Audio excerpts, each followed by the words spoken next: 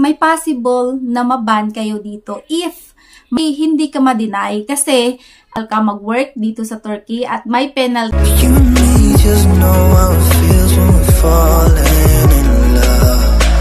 Say what you wanna say to me now. I wanna wake up with you in the morning. Hello guys, welcome back to my channel. So for today's video guys, I just want to share and give you an idea kung how much ba ang babayaran ninyo pag mag-overstay kayo dito sa Turkey. At saka yung question nyo na if maban ba kayo pag mag-overstay kayo dito sa Turkey. So but before we start, please don't forget to click the like, subscribe, and turn on the notification bell so that you will be updated in my next video. At malay ninyo ang susunod kong video ay para sa inyo na mapagkuhaan nyo ng lessons sa if you have a plan to stay or visit here in Turkey. So ito guys ay requested video ng isa nating kaibigan. Thank you so much Sisi sa pag-request ng video na to.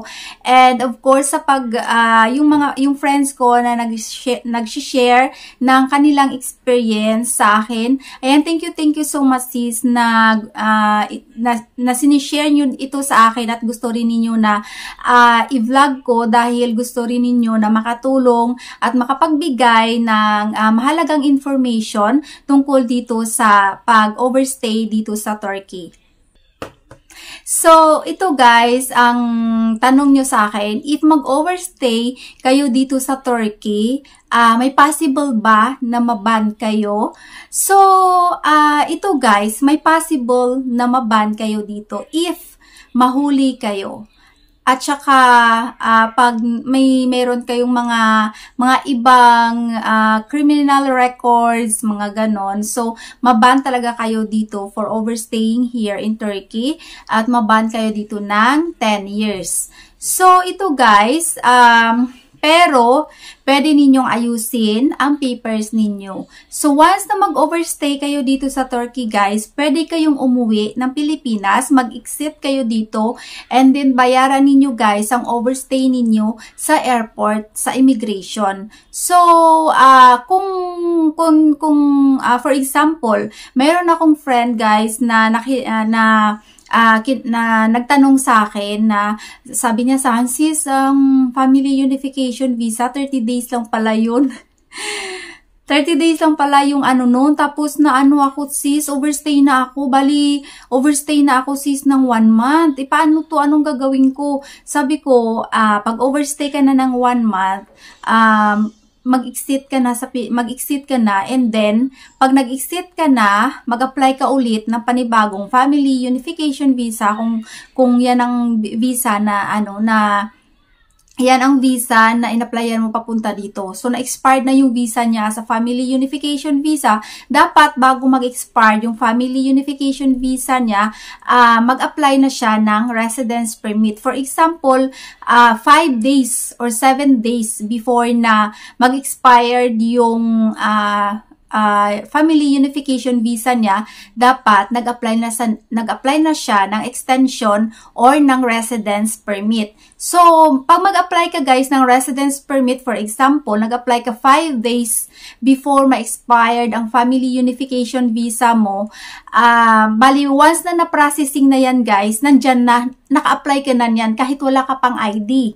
So, bibigyan kanila ng maliit na paper. So, for example, pag mag-travel ka, at saka may checkpoint, yun ang ipakita mo, yung papel na binigay na processing na yung permit mo. So, para wala nang maraming question. So, possible niyan, tatanungin ka ng passport mo. So, dapat lagi, sa ngayon guys, na kung wala ka pang dalang, wala ka pa yung, yung residence permit mo, bring your passport all the time with you. Especially kung nagta-travel ka. Pero kung nasa bahay ka lang naman, walang problema.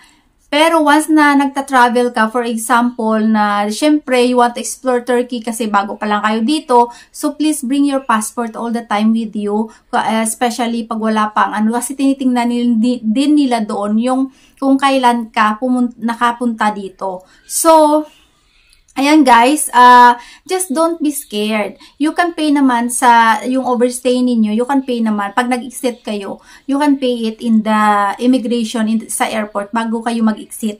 Papuntang Pilipinas, and then you can apply a family unification again sa pagbalik dito. So, ang tanong is, possible ba na ma-deny ako for the second time na mag-apply ako ng family unification visa kasi na overstay na ako sa dito?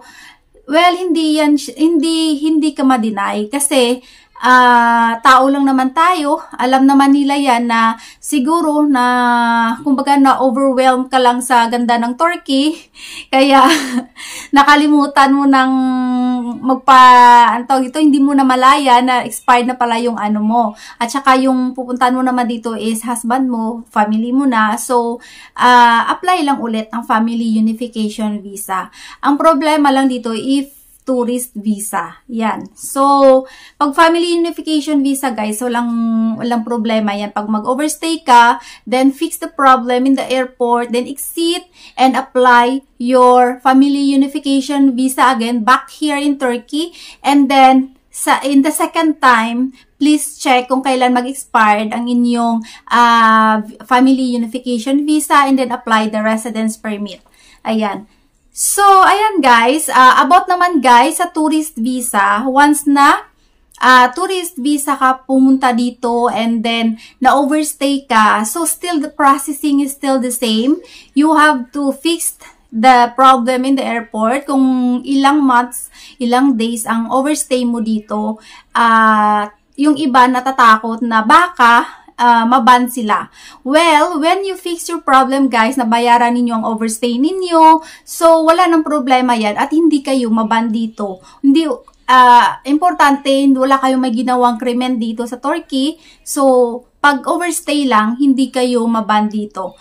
Yung kaibigan ko nga overstay siya ng 8 years dito sa Turkey. Pero inayos niya yung papeles niya. Inayos ng amo niya yung papeles niya. So, hindi siya na-ban, na back and forth pa rin siya dito sa Turkey.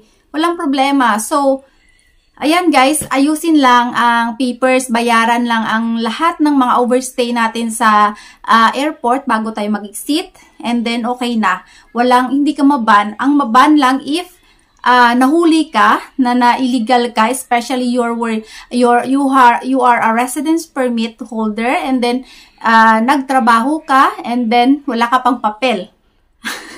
Kumbaga, residence permit holder, wala kang papel. Ano ba itong mga pinagsasabi ko na naman? Kumbaga, okay, isa-isahin natin guys. Residence permit ka, tapos nag-working permit ka. Hindi pwede yan. May penalty talaga yan na may kakaakibat na penalty or depende sa judge ng law dito sa Turkey sa inyo. So, meron din na illegal ka, wala ka nang papel, nag-working ka pa, so dyan papasok ang ban dito sa Turkey. Baka maban ka na dito sa Turkey for 10 years kasi illegal, walang papeles, tapos working ka pa. Kasi bawal dito guys ang mag-working na walang papel, bawal dito ang mag-working na residence permit ang hawak. So kailangan pag working, nag-work ka, dapat ang hawak mong ID ay working permit din.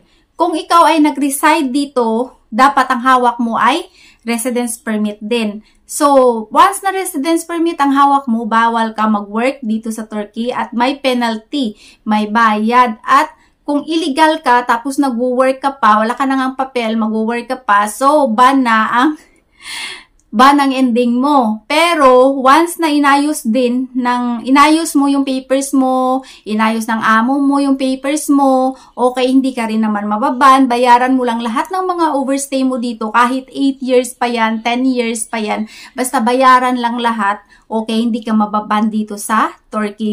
Ganito ka-friendly ang Turkey, guys. Pero once you did a krimen, may mga krimen kang ginawa dito, syempre, of course, ano na yan talaga na maban. Wala nang tawad-tawad, kumbaga. Maban ka na talaga dito. So, ayan guys. So, how much the fees of the overstay here in Turkey? So, ito ang mostly na tanong sa akin. Guys, hindi kayo maban guys ha, pag ma-overstay kayo dito. Just fix the problem in the airport. Magbayad lang kayo ng overstay doon. So, para na, pero hindi kayo maban, okay? Klaruhin ko, hindi kayo maban. Yan, tanong-tanong pa kayo sa akin. Ito na nga, binablog ko na eh. Hindi kayo maban. Basta ayusin nyo lang ang papilis ninyo sa pag-exit doon sa airport. Bayaran nyo lang ang inyong overstay. Okay? So, ito guys, ang tanong ko sa isa kong friend. Sabi niya sa akin, almost 4 months overstay si mama ko.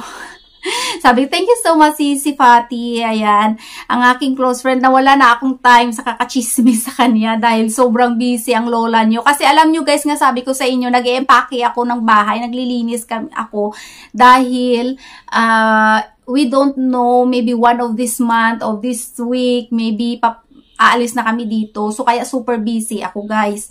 So, ito guys, ang sabi niya sa akin, 4 months na overstay si mama niya dito. So, sabi ko sa kanya, magkano nabayaran nyo sis? So, sa 4 months is $230.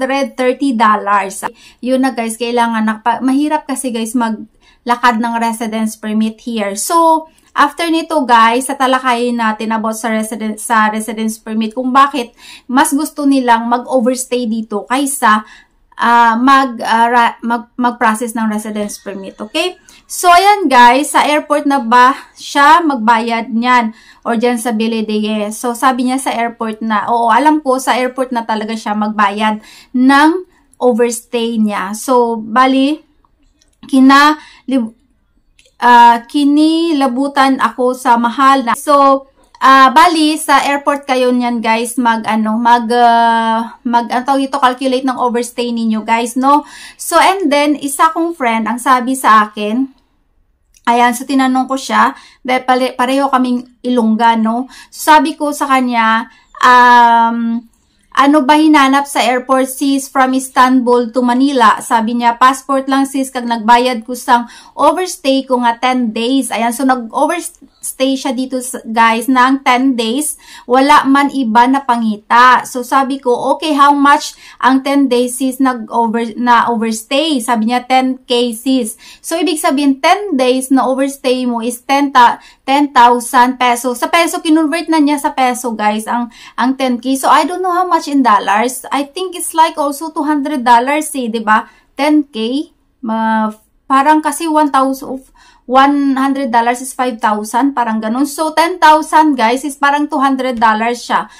So, kung 4 months guys, 230 ang binayaran sa airport. So, ibig sabihin, meron talaga silang minimum na, for example, siguro, pag nag-overstay ka ng 10 days, so, $200 na siguro pag 10 days siya. So, kung more than that, so, ibig sabihin, kung mag-overstay ka ng 4 months, $230 lang ang bayaran mo. So, magpa-overstay ka na ng 4 months, ano? Kasi $30 lang ang difference sa 10 days to 4 months.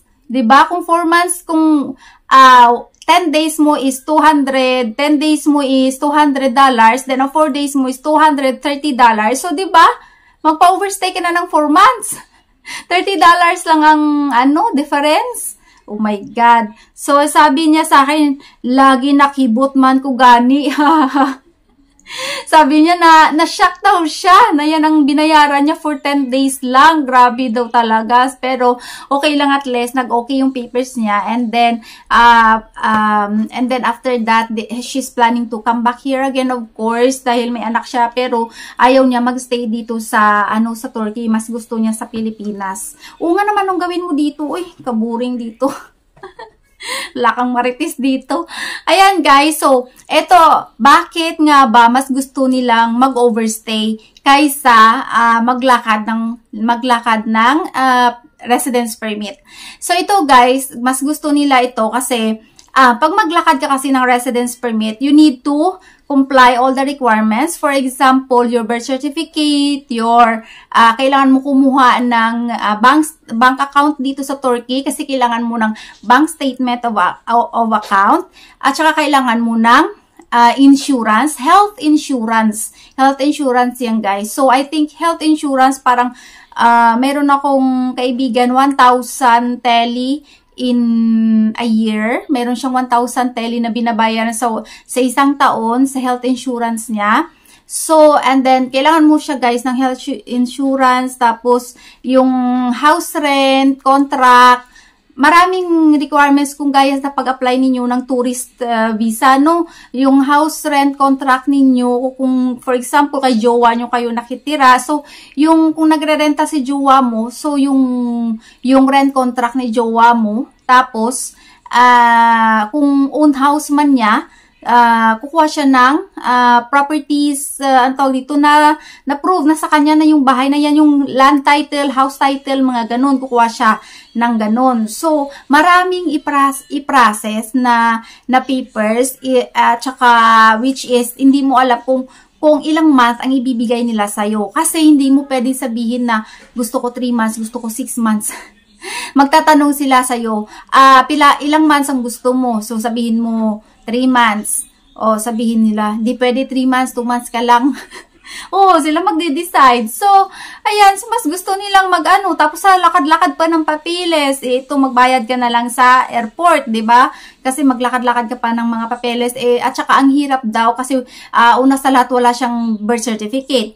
Then makukuha ka pa ng tawag dito, basta mga mahirap, guys. So pupunta pa siya ng Pilipinas, so padala pa ng papers dito sa Turkey, which is napakamahal pa, mas mapamahal pa siya. So at saka mahirap maglakad ng papeles. Ayan, guys, so so mas gusto nila, guys, na na ma-overstay. Para sa airport na lang daw magbayad, ganun. Kung sa akin, kung 10 days lang naman, guys, ang i-overstay mo, of course. Pero kung 1 year, 2 years, syempre, kailangan mo nang maglakad ng residence permit mo. Iisipin mo na, ay, mag-expired na, maglakad na ako ng residence permit.